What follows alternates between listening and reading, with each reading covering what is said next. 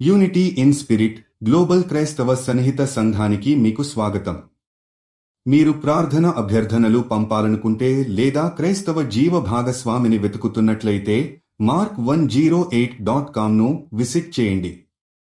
ఇప్పుడు మనం ప్రార్థనలోకి వెళ్తాము.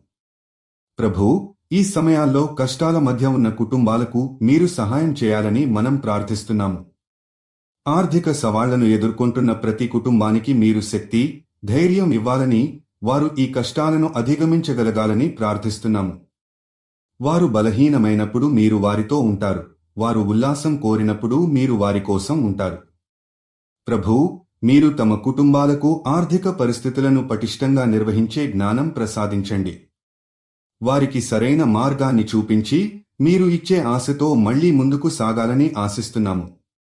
వారు అంధకారంలో ఉన్నప్పటికీ మీరు వారి జీవితాలను వెలుగుతో నింపండి.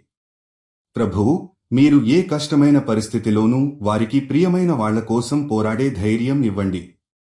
కుటుంబాల మధ్య ప్రేమ, సమాధానం మరియు శాంతి పెంచండి. ఈ సమస్యల మధ్య వారు సహాయం కోసం చూస్తున్నప్పుడు మీరు వారి ప్రాణంలోకి వెలుగును తీసుకురా. మేము విశ్వసిస్తున్నాము, ప్రభూ, మీరు ప్రతి కష్టానికి పరిష్కారం చూపుతారు.